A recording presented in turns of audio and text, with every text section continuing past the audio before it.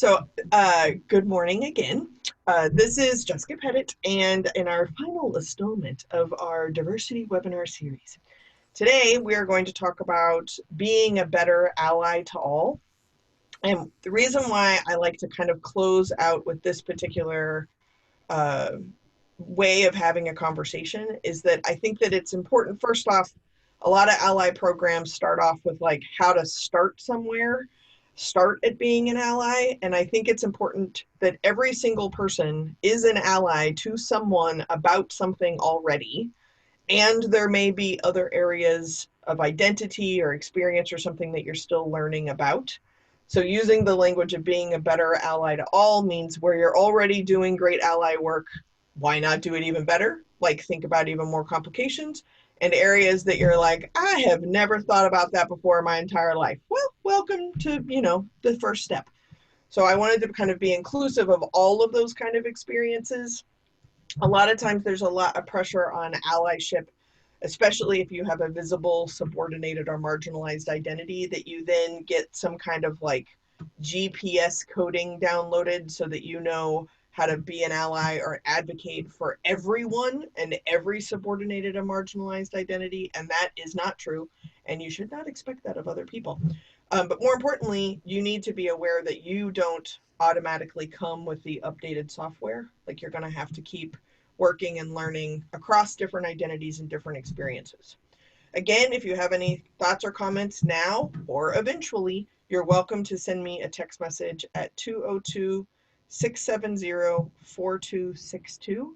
And I'm happy to answer them again now or whenever they come up. Mostly, if you have to leave early, the idea of being an ally is shut up and listen. That's really it. But where that seems super easy, it's very hard to listen both to the voices in your own head and the voices that are happening in the engagement that you're about to either confront or engage with. But both of those sets of voices, it's like a left and a right speaker, need to be listened to and taken responsibility for. That's the hardest part of being an ally. Most people think that it's like downloading vocabulary or knowing how to never offend anybody. Those things are actually almost, not I'm going to say completely, but almost irrelevant if you don't have good listening skills. You can have all the vocabulary, have read all the books, watched all the movies, and have the most complete cable package, and absolutely not be able to advocate for yourself or someone else. So sitting in the goal of being an ally is very much about recognizing that not doing it is bad. And I mean bad in a moral sense, but I also mean bad in like a business sense. When we think about discrimination being bad for business, you don't want to have to apologize for your place of work being open. And to do this externally is the place where you work. And I'm not saying that y'all's place of work is like apologizing for being open. But you've been to businesses, you've heard stories about organizations that really should just apologize for existing. But if we think about that externally, I encourage you to use that as a metaphor for yourself. A lot of times, individually, we apologize for being open or part of a conversation instead of actually trying to do better. We just opt out of a conversation and like close up shop. And then we're done. We never have to talk about that or be engaged with that person. We unfollow them, whatever. So I'm going to encourage us to stay open, but also to recognize that the impact of us staying open may be something that we have to keep working on. Being an ally is work. It is not a downloadable worksheet. You may have noticed, I use very few like vocabulary lists and handouts and things like this. And largely it's because one, as soon as you hit print, they're out of date. And two, I find that with those handouts, regardless of profession, with those handouts, people start feeling superior to people who don't have access to the handouts. And there's enough power dynamics already at play. I don't need my handouts to like assist you winning at Words with Friends or Jeopardy or feeling better in some kind of power dynamic. So I just don't use them. But the work and the I wish I had an answer key kind of situation is usually how we avoid doing the work. So let's just start. So if we were to start, it is important, you may remember across the different webinars that we have done, But the place to start is to recognize that your perspective is not everybody else's perspective. There's no judgment in your perspective. There's no judgment in everybody else's perspective. It's just reminding yourself, I wonder what's going on here for them. That's it. Now, some people would call this like empathy or something, but sometimes that's too high of a bar. So just notice that something else might be going on. So I always use optical illusions and try to like flip back and forth. If you see a candlestick or you see two faces, can you see both? Can you get to the place where you can flip back and forth? That muscle that happens at least optically in my brain helps me practice like, wait. What do I think is going on here? Good to know. Okay, what are the millions of options that they think could be going on here? And just doing that helps me stay open. It doesn't mean I'm right. It just helps me stay open. This particular image, I think, is really important when we start thinking about, oh my gosh, we are having one of those conversations, the dreaded those conversations. At any point in time, you could be either one of these figures. Sometimes I'm an external processor, super extrovert. So I word cloud vomit at my very linear introvert husband all the time, right? Like I'm just like, blah, blah. I don't even know what I think if I haven't given a keynote about it. So I'm out here thinking about all of these things. And because we have been married somehow for 17 years, he takes my word clouds and hears them in this very linear, organized way. And this very linear, organized way is how his habit of how he has interpreted what I typically say.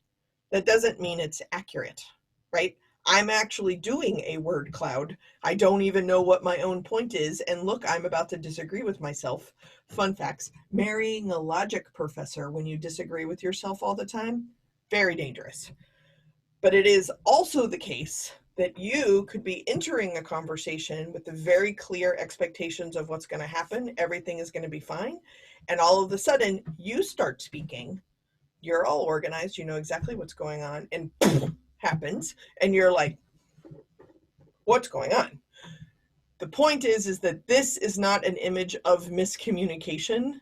This is an image of communication that's just gone badly. There's a very big difference between people responding about two very, very different things. Again, my husband and I, we call these ships passing in the night conversations, where we both just kind of have such limited time in between Zoom calls that we're like throwing up on each other, like HeartGuard, flea medicine, I paid the piano, don't forget Zenlink's coming, did we do this? That's not communication, that's like oil changes, right? That's more miscommunication. When you are actually focusing on the same thing, but arriving in wildly different places, that is communication. It's just not necessarily good communication. So if we think about who is likely to suffer from bad communication, who is likely to suffer across difference, who is likely to need ally work or advocacy, but also power dynamics, who is likely to feel called to be an ally and an advocate because you're so much better than everybody else. You are only here to save people and help people. When we start thinking about that, all of those scenarios can create pain and suffering because they're either unwarranted, they're unqualified, or they're unnecessary. If we start paying attention to where we're putting the burden of responsibility in education, then we have an ability to relieve some of that suffering. I'm included every time I say you, I mean me too.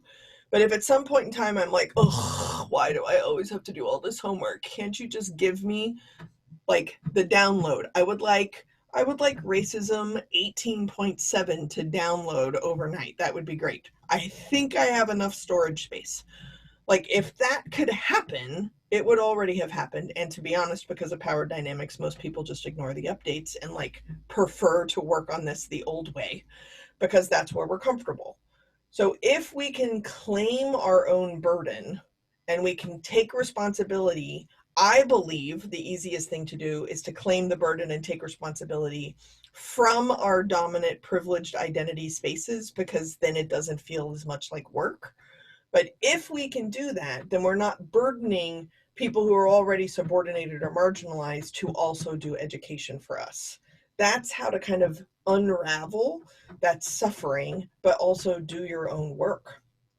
Being an ally is not about sucking people dry and making people do unpaid internships to teach you about the history of something that you didn't know about, right? Like, you have Google now, you have books. Like, it's very funny doing all this work with librarians because they're like, where would I find out that information? I don't know. I bet you have a swivel chair at work, right? Like, it's fascinating to me, but we expect it to come from outside of us and then it downloads. But what I think is really the work here, and what being an ally is to look inside and let that come out of you instead of reading all the right books or knowing all the right vocabulary. So then how does one prepare for internal work if turning outside is a way of kind of like pushing off responsibility?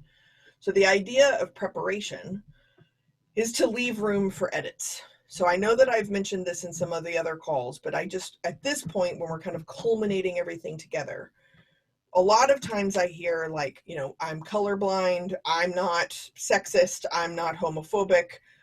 This example that you're sharing is just a one-off. That's not it. Okay, great. Let's just pretend those things are true. Spoiler alert, they are not true. But let's pretend that they are true. Okay, so great. You have written a story that these things are true and they are perfectly logical explanations for whatever situation you don't know enough about to know that this is probably not a good idea to use this as an answer. Let's just stay in that place. A lot of times in diversity trainings, we're told that we are never supposed to write stories, but perfectly logical explanations are also stories. And it isn't about figuring out how to format the hard drive so that you never make stories. And I think that that's a really important thing, because I used to teach trainings for years that was the case. Whenever I would meet somebody or hear an accent or go to some new place, I would be like, I am a blank slate. But if you're a completely blank slate, that's a really dangerous way to interact with humanity.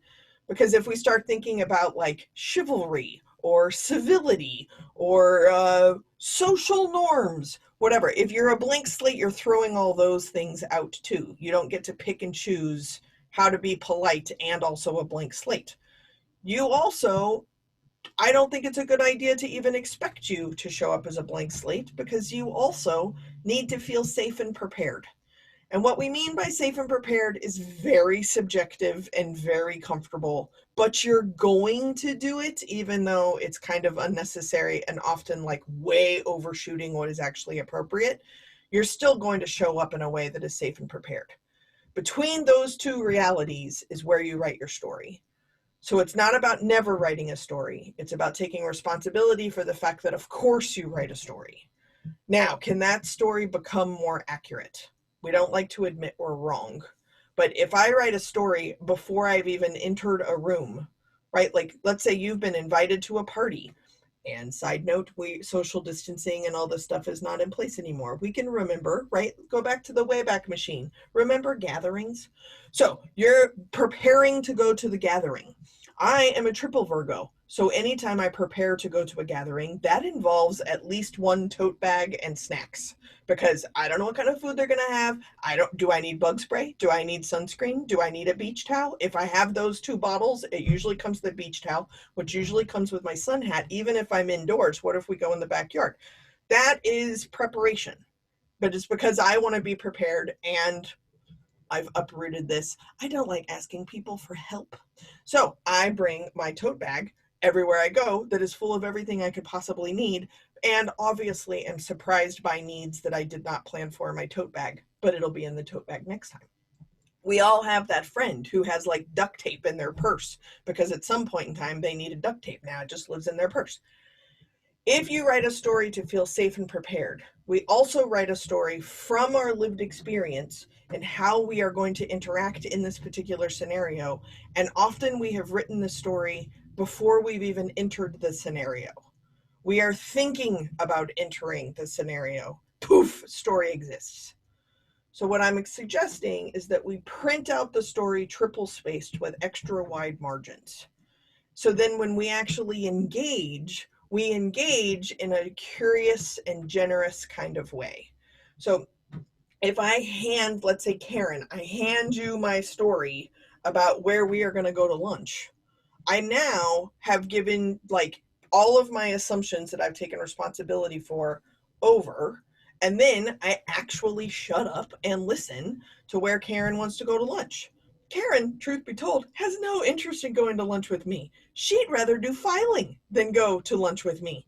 But now she has the opportunity to figure out how to be busy than me just showing up at her office with the burritos that I like to eat. Does this make sense? If we consciously leave room for edits, we're taking responsibility for the first draft we've already written. Consciously allowing space for somebody else's truth to make us more accurate. And then we're keeping those notes. We don't have to memorize all the notes. I don't have to accept every edit. Like, no, I actually like 2 spaces after a period. Stop doing that. I can keep what I want. And I'm now responsible for what I've kept, and I'm responsible for the edits that I've made. Now I can move forward. That's what I mean by leaving room for edits. If you leave room for edits, you're at least conscious of what you're bringing into the conversation. And then there's space for them to also engage in a conversation with you willingly and presently, not just through your own story. We are totally allowed to be right, but could we do the extra work it takes to actually become accurate? That is the work of being an ally or an advocate. So even if somebody you've never seen before comes barreling through your front door, we immediately write a story about them. Are they welcome here? Are they not welcome here? Do we need help? Do we not need help? Is somebody on staff better at dealing with these kind of people, whatever that means? And are they available? Like, do you need to go call somebody, or can you handle this? That is where our stories come into play. Being an ally to all is always about them and less about you. But it's not about burdening them to teach you, because that's recentering you. Do y'all understand or see that distinction? Thoughts or comments about the kind of where the burden is lying on this work? This is me listening intently. There's a chat. Somebody chatted something. They're going to say they have audio problems. Are we supposed to be passive in all of our communications? I don't think so. I don't know that I've ever been called passive at anything. I think that the best way to say that is, instead of being passive about how you're engaging, you're being highly active in what you are listening with. That's the activity. Usually we listen passively because we're shoving our message out. So I would say that I am rarely passive in a communication. I think it's also it's a really good question, but I think it's also important to remember my little mantra: do the best you can with what you got some of the time. So when we talk about always being a certain way, which Jean, you didn't put into your thing, but sometimes we write rules like, I am always supposed to do this. No, you're not, because you don't even engage always with human beings. As a flaming extrovert who has not left the house in 1,000 years, I can go outside and actually not want to engage with anybody. Right? Even though normally you would think I would be wanting to do this, it's just like too much all of a sudden, or I'm not in the mood. So you get to be a human and be as varied as you want to. But I would notice what you're actively engaging into that communication, and possibly what you're disengaging, so that you either can listen better or allow the other person space for communication. Keep listening. That's the key. Hopefully that helps. When you keep it about them, you can change your story that they have written about you. So a lot of times I get asked all the time about, like, yes, but what do I do so that I don't offend anybody anymore? And I'm sure I've already said this, but you can't do anything to not offend anybody, because you don't actually know when you are or are not offending someone else. Occasionally you're gifted with the feedback that you have offended someone, but you don't know at least 2/3 of the time that you have offended someone.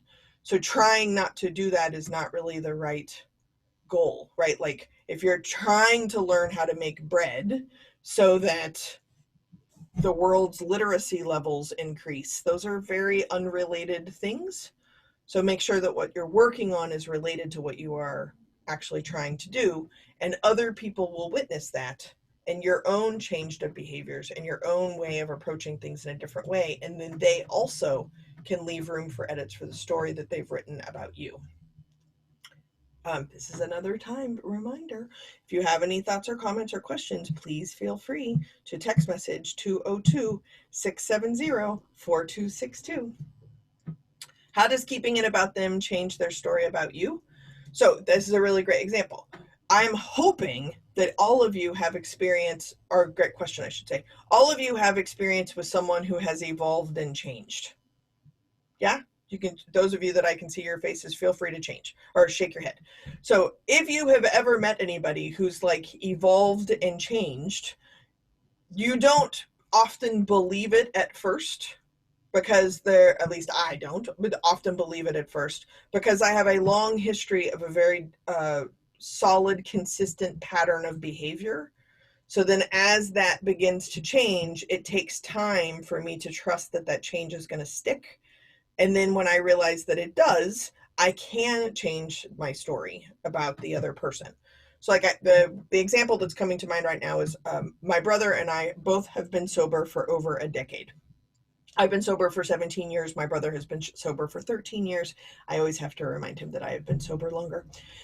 So when my brother got sober, it has nothing to do with my path of sobriety, but when my brother got sober many times, I just never believed him, and I just kept waiting for him to relapse.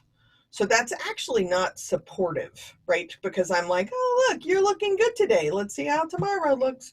So I didn't actually like believe in him, but I also earned the space, and trying not to be disappointed again, that I was very cautious. And it's taken years to release some of that caution as I have dealt with my brother in his own sobriety. Notice that has nothing to do with my inconsistent sobriety issues and how many times I stopped drinking before it actually seemed to take hold. And even the language I use about myself shows more grace, that like, I have been sober for a long time. Who knows what tomorrow brings, right? Like I allow myself space to sit in that struggle, but I don't allow that for my brother. And even though he's been sober for a very long time, I'm kind of waiting. Whenever the phone rings, I'm like, oh God, what has he done now? I haven't changed my story about him, and I expect people to change the story about me. Do you see how that is an inconsistent loop? But if I can take responsibility for that, I can notice when I'm about to like doubt my brother or not be supportive of him. Oh, I'm doing the thing. And by someone who's been a sibling or something of an alcoholic, that is a very common practice because it's coming out of preparation and safety for me about them, instead of taking any acknowledgement of my own behavior. I have never used that example before in that place, but that is kind of a good one. So people often are like, can I just get a list? So to shout out to all the white women in the room who love a good bulleted list, that is called a stereotype that is also rooted in truth. So other people like lists too, just for the record. Here is your little list that's like impossible to do. Take a screenshot because you're going to be all excited about a list, and then you're going to realize that I'm tricking you because this is really hard to do. So the first one is, don't use pejorative language. Fun facts. What is pejorative language? I don't know. It depends on the person, but don't do it. Okay. Don't gossip. Why? That's the fun part of going to work. But gossip is a terrible way of like perpetuating lack of privacy, false information, and like actually keeping unofficial power dynamics in place. So stop doing that.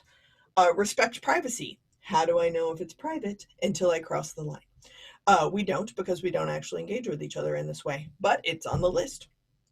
If you're actually taking notes or taking edits to your story, don't weaponize the fact that you know more information about somebody than somebody else by making the somebody else feel stupid that they did not have access to that information. Also, do not put on your cape and be like, I will tell everyone your preferred pronouns now.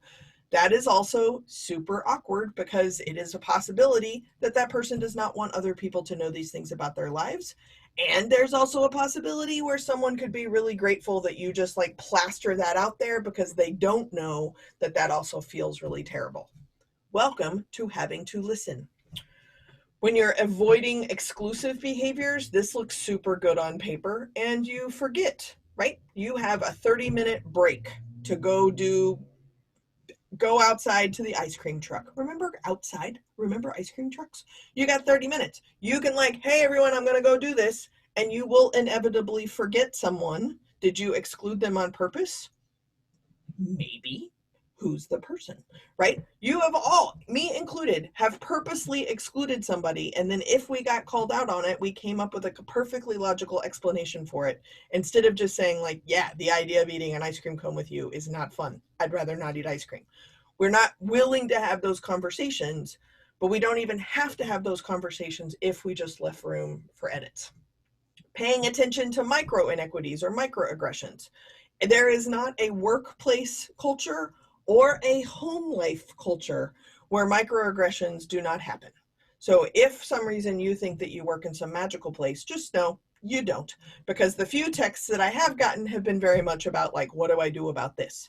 And the best thing to do is either one, gift the person with the information about what they have done is not good, specifically if you were not the target of the micro inequity, but somebody else.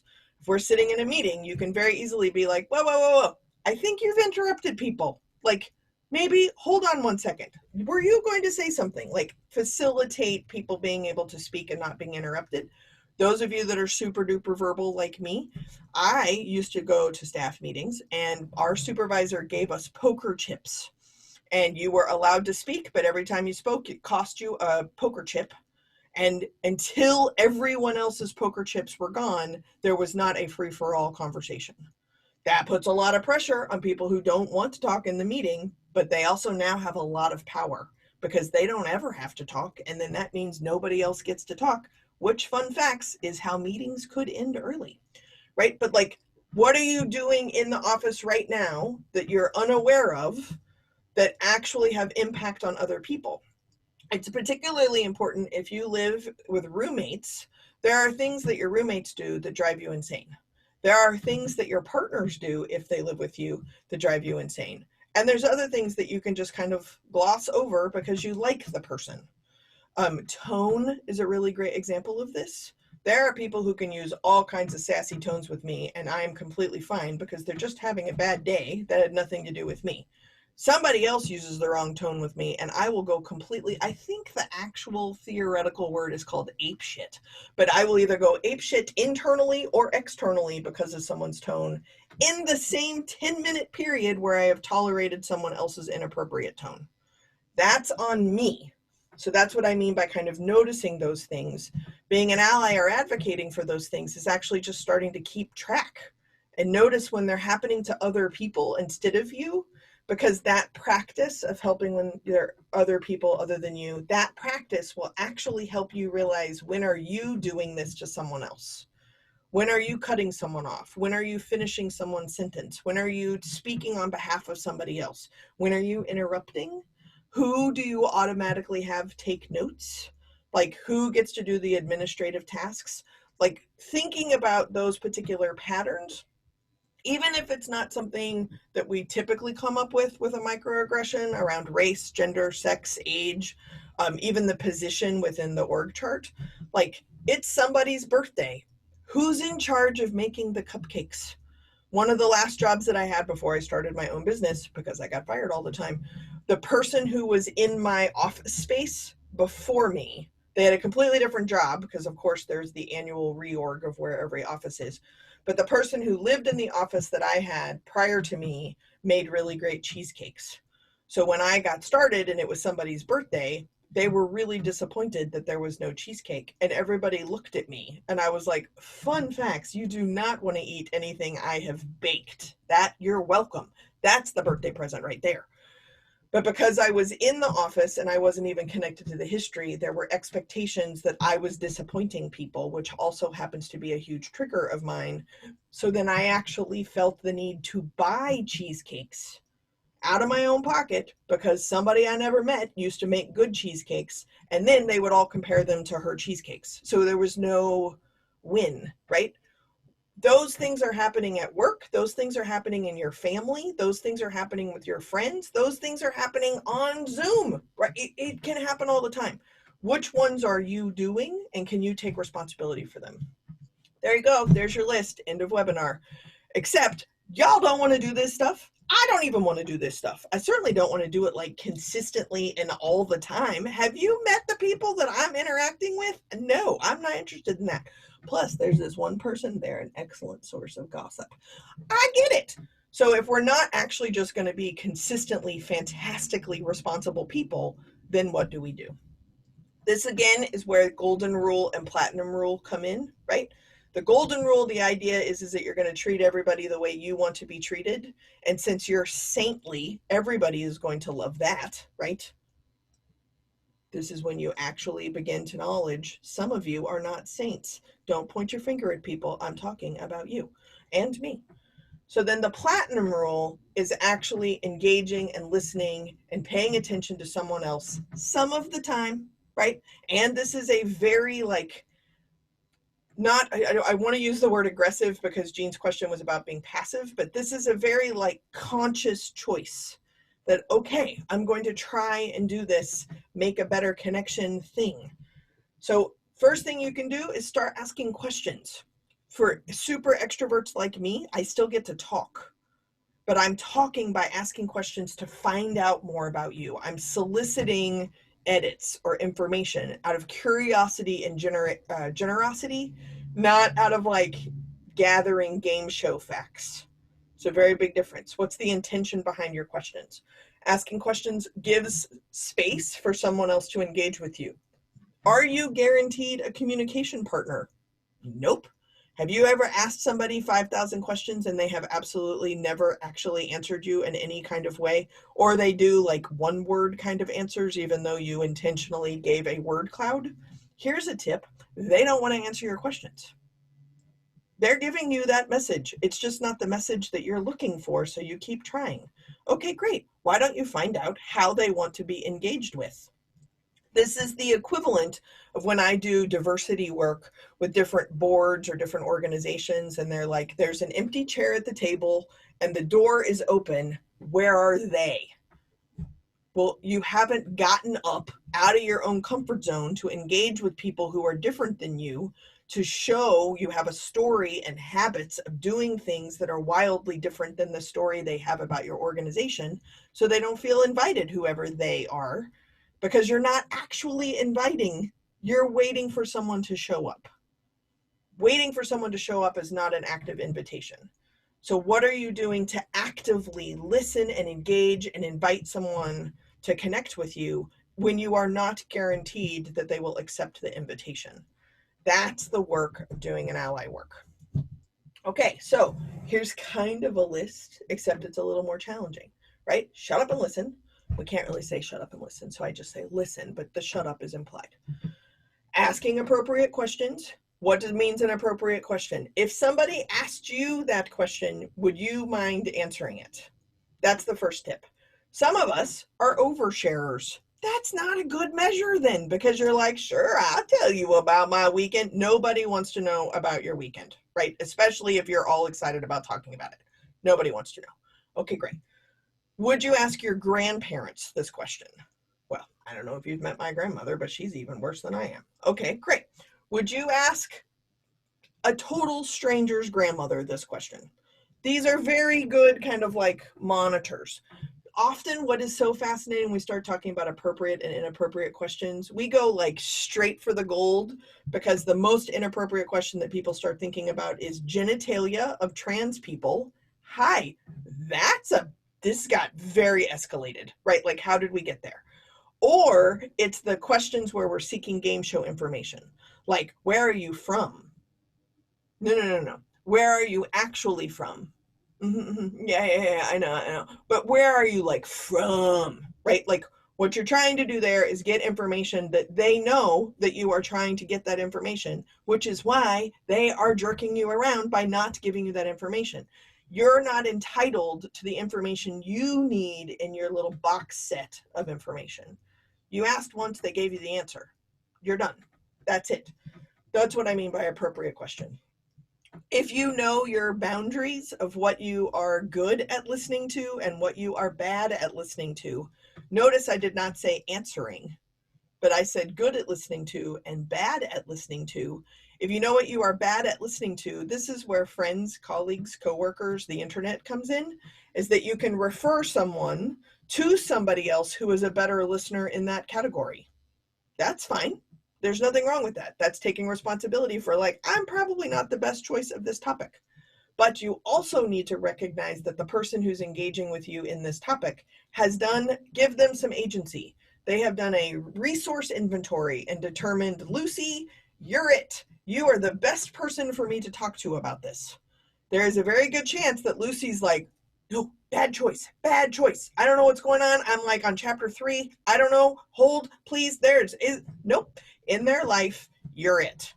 So then if you're going to get the privilege of somebody else choosing you to be the best resource, that's why self-education and awareness is important, is because in the moment of them choosing you, that is not the instant that you refer them out, because you still need to listen because they have chosen you. When you listen because they have chosen you, you then can make a specific referral to someone that fits their needs instead of your needs. That's what it means about keeping them about them. Good? Excellent. Okay, so they're choosing you, and they're also choosing how much to disclose to you. There are things that people have that they will not tell you, whether you're at work, a friend, or a family, because they're trying to find out if you are a safe person for that information. Do you really want to know where people are from? No, probably not. You probably want to know how diverse your little collection of friends are, so I'm not going to tell you everything that I've overcome to get to here as to what from means. There are times where people have to pick and choose, especially at work. There are times where people have to pick and choose what to disclose and what not to disclose, because they're either trying to compartmentalize their personal and their professional life, or they're just trying to get a paycheck, right? We live in a country based on capitalism. People got to pay rent, people got to eat food, people got to buy medicine, they got to do all kinds of things that are connected to work. And you're trying to like bring your whole self to work. Yes, that's fantastic when you're not actually worried about like your base level survival skills. So just notice people get to pick and choose what they want to share. And they are picking and choosing based on how they have written a story about your habits out of their own self-protection and preparation. Pay attention and listen. Have I said this enough times yet?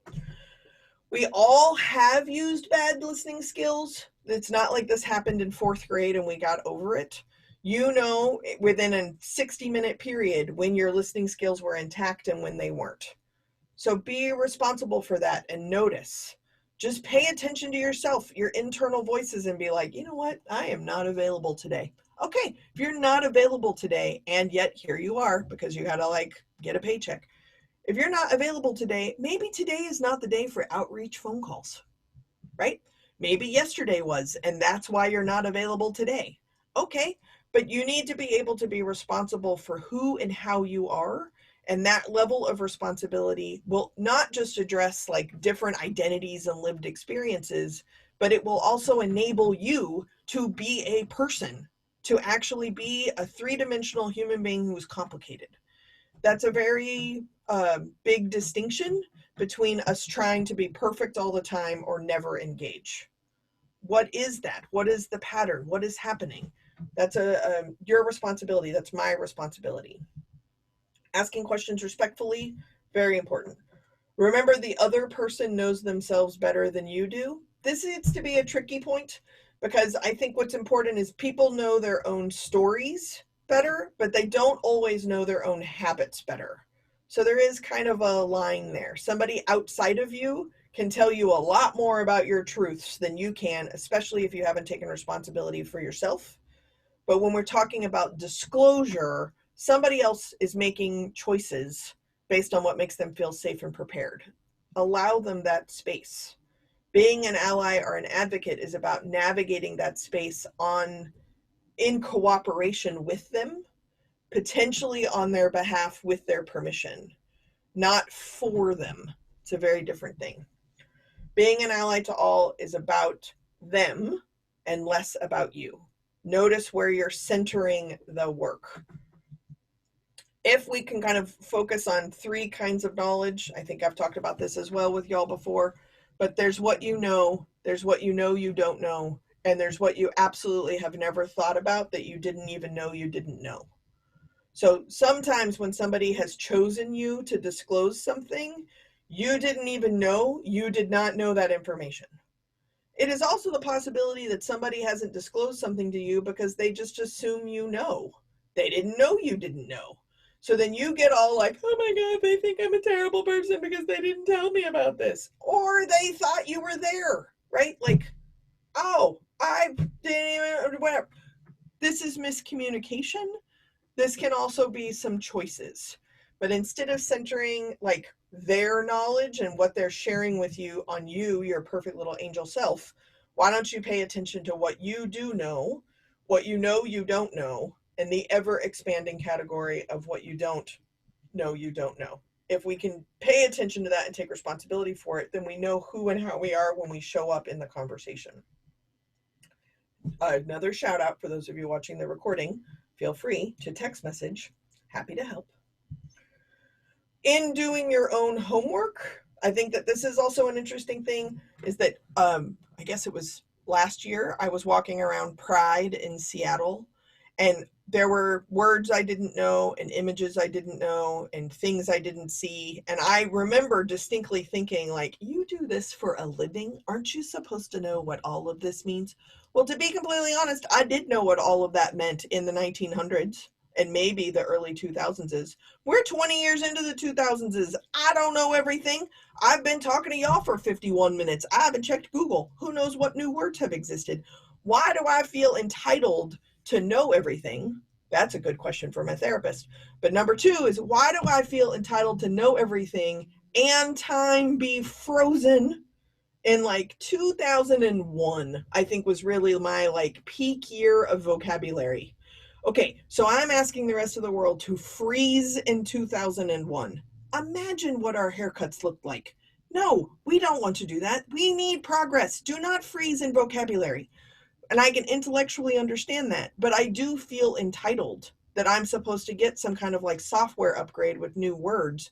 And I also notice, following these thought patterns in me, not only am I supposed to get the upgrade of software with a new vocabulary, but I am also supposed to have my resume precede me so that if I use a new word in a way that I'm unfamiliar with, because I did get a software update, which PS, I did not get a software update. They need to know, do you know who I was? Now I'm tired and I have 800 count sheets. I don't do it anymore. But back in my activist days, right? That does not qualify you to misuse a vocabulary word just because you used to be one of the people who made vocabulary words, which is a different workshop, who has the right to make vocabulary words. Do your own homework. When you pay attention, when you notice, when I was walking around Pride, there was a person walking around with a symbol I had never seen and a color pattern I had never seen. And they actually said, do you know what this means? Ooh, pop quiz. And I was like, actually, I don't. And they said, can I tell you about it? And I was like, I do not want you to feel burdened to teach me something in the middle of Pride with all your friends. And the person was like, no, that's the point of Pride. I'm really excited about this and I would love to teach you. And I was like, oh my gosh, that'd be amazing. Sit down. Tell me everything. They did, and to be completely frank, I don't even remember what the word was or what the symbol was, but I remember being able to connect and have a conversation with this human being, really just sitting in the like fantastic experience of having zero understanding of what they were talking about, even with the history and the current profession that I have. I think that's literally why I don't remember it. But I can still do my homework. I didn't in that case. So now it's not as good of a story, but it's the truth, right? Noting when you're uncomfortable, noting the difference between lack of safety and discomfort, getting comfortable with being uncomfortable, When are you confused? When do you feel the need to say, like, is that accurate? Because when I was introduced with that word, it had this application. Yes, well, decades have passed, so perhaps the application of the word has changed. Being able to share your experiences with other people coming from your place without having to be like, do you know who I am? Do you know what's on my resume? That's doing your own homework. Knowing yourself allows you to know what you don't know, and you get much more comfortable with, like, oh, wow, I didn't know anything about that. Are you comfortable telling me more? Not like, oh, slippery slide, Jeopardy column, new to me, please download all information. You're not entitled to the information. You can make a note of it and go do your own homework. Being an ally is about being comfortable with what you don't know and taking responsibility for that lack of knowledge. You don't even know what you don't know, but you can be responsible for it. So then now kind of what do we do, right? The call to action. What I recommend is, when you've seen this chart before, is slowing down, deciding that you are going to try and have a better connection. When you decide that you are going to try and have a better connection, that is when you are intentionally forming a meaning after you have already listened, after you have already decided that the story you have about this engagement is that it could go wildly wrong. It could go completely unremarkably. And you're going to try and make it good. You're going to try and make a good, solid connection that improves your relationship. You are not entitled to a conversation partner, but by entering a conversation or an engagement that way, you're listening differently. You're intentionally forming a meaning. You're then getting that message out of you and are completely open to the edits required that did not work, right? You can claim responsibility or reclaim responsibility because this pattern may exist with this person and you tried again and it didn't work again.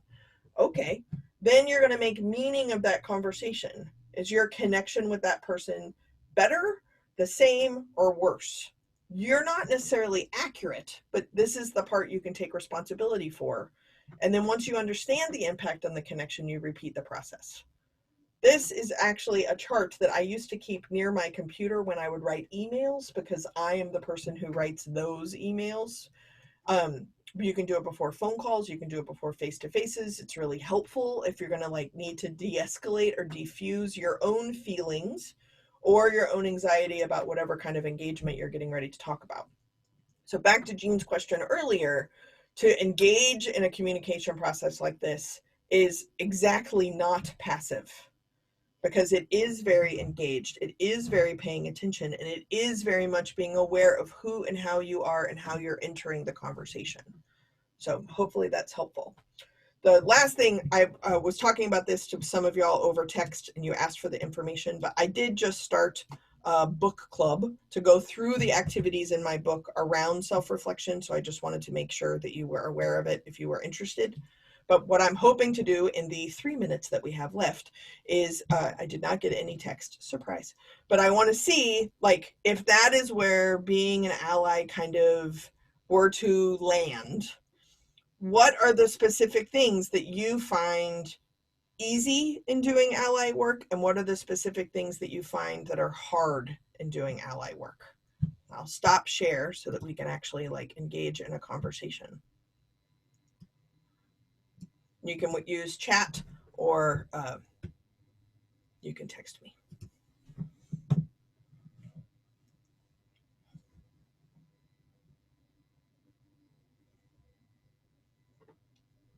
In your own kind of more challenging conversations or challenging self-responsibility, self-work kind of thing, what have you found easy and what have you found really to stay difficult? So there's a comment, I think the software upgrade download analogy is a good one. It speaks to how some people are annoyed or angry that they are having to change what the right thing is. Sure, and Victor, great point. The right thing also evolves and changes, right? Like over time. We're not stuck in what was completely appropriate to do in work or at home or on a date or on a phone call or a sales strategy or a membership recruitment strategy from 1983 is wildly different than what we would do now. And some people would say, like, tried and true, some of the practices still work and are still effective. Right. And I just wanted to add that I think that it's also speaks to what you were saying is it's work. You know, it's not supposed to be something you're just done with. And so anyway, I just thought that was a good analogy. So thanks. Yeah, absolutely. It is interesting to me that the journey kind of metaphor comes up a lot in ally work. So, like, we were going to go on vacation to Spain this summer, right? So let's say that we did. Let's just pretend. So we went to Spain this summer. So then I've done Spain. Have you heard people talk about trips like this? Like, oh yeah, I've been there. Oh, fantastic. So, yes, there are like buildings and things like this that you might want to see and like check off your list. Or we have a friend that she's retired now, so we call her life mantra, the world is here to entertain me. She is not handling shelter in place very well. So, like, she probably does have some kind of bingo card where she checks off the places that she's been. But to say, like, I've done Spain, like, imagine how false that is, right? Like, let's say that someone comes to the United States for the first time to visit, right? So they go to like three, we can't use the word hotspot anymore because that's where COVID is, but like they go to three different places, right? And they have done the United States. So you've been to the Grand Canyon, you've been to Mount Rushmore, and you've been to Chicago. Yep, I have done the United States. Do you see how like limiting that is? Like, there's a scene from Jurassic Park, because I am also stuck in the 1900s when it comes to movies, but where she like puts her hand in a giant pile of dinosaur dung and pulls out one random sample and determines what the dinosaurs are eating. This is often how we treat difference because we have one. Oh, I knew someone from Bulgaria. Well, great. I'm actually from Finland, not Bulgaria. Well, it's Europe, right? I mean, it's kind of the same thing. Uh, no, not really, right? When we start talking to people, people refer to Africa as a country instead of a continent of countries, right? Like, this is a really important thing to get, and we don't. And if we can't get it about maps and geography, which clearly are social constructs that we have made up, if we can't get it there, then it's going to take a lot more effort for us to actually do this one-on-one with each other. So, what else? Now y'all blowing up the chat. I got to keep up. Learning more about myself and striving to become more self-aware is the lifelong practice, and it's very hard. Yes, and you don't arrive at your destination, because as soon as you've all met someone who has arrived at the social justice destination, right? They got all the t-shirts and no friends. They're not done. They're just starting. Being distant from people introduces some unique challenges. Now, so much more of our interactions are typed out, which can allow for more thought to a message and the impact, but wow, it surely drastically changes our connections to colleagues, friends, etc. Yeah, it's very true. Also, what's interesting about the typed responses is there's a very big difference between writing and reading in a second or third or fourth language versus verbalizing in a second, third, or fourth language. So people's writing skills are being critiqued in a way that they weren't necessarily before because they didn't have to, or the autocorrect that's inside Zoom or Slack or something hasn't caught up to the nuance of writing that's expected to a native language speaker. So that's now bringing up even more issues than what they were navigating in person. Everybody becomes that. Sometimes people judge groups by people based on one person. Absolutely. You've met one, therefore you know all people. Having done something seems like the opposite of humility and lifelong learning. It is, and yet it is typically our go-to move, right? Same thing when you eat a certain type of food or something, like I'm picking a lot of ethnic examples, but when you have eaten Ethiopian food, you now know everything Ethiopians eat. Yeah, you know what else Ethiopians eat? Pizza Hut, right? Like, that happens, but that's not what you meant. And what you meant is you went to one restaurant once, you probably had someone order for you, and you either did or didn't like the thing because you didn't engage in the conversation. You didn't engage in what the options were or where this is coming from or why. And if it wasn't authentic, you're eating food that has now been like made to be more appropriate for the people and the clientele around that restaurant, which isn't even necessarily terribly authentic. But you draw your conclusions and you run with them. because it makes us feel safe and prepared. Okay, I recently read a quote, it's 8:03. I recently read a quote from our current president, Trump, in 2014. I don't like to analyze myself because I might not like what I see. I can imagine many people could think that or worry about that. Absolutely. Look, I agreed with Donald Trump. What a day today is going to be. This seems to a lot to do while you're trying to listen. I need stories to have an ending and a conversations. I need stories to have an ending and conversations to have a meaning. So, Jean, that is super awesome. And sometimes the meanings are more like coats of paint, right? That they happen over and over and over and over again in time. And you don't always have the privilege of time. And that's more of a social structure thing. But generally speaking, like if you think about an engagement, about whether or not someone is going to become a friend of yours, sometimes we know instantaneously and we find out later we were wrong. And sometimes you get to know someone over a period of time and you find out more about them that you do have in common. You find out more about them that you don't have in common. I also have friends I've been friends with for decades, and just all of a sudden it's like we've grown apart, but it becomes apparent suddenly, but we've been growing apart for years. So the conversations can have meanings and they have accumulation. And the ending, as far as like kind of the disconnection of that particular engagement, is just the beginning of the next one. For some, and for others, you're done with the transaction. And that connection is a transaction and it had a meaning for you. It maybe had a meaning for the other person, and now you are complete and done. Pick up your dry cleaning and leave until you have to drop dry cleaning off again. Now there's a relationship, right? Great. Okay, well, I appreciate your time.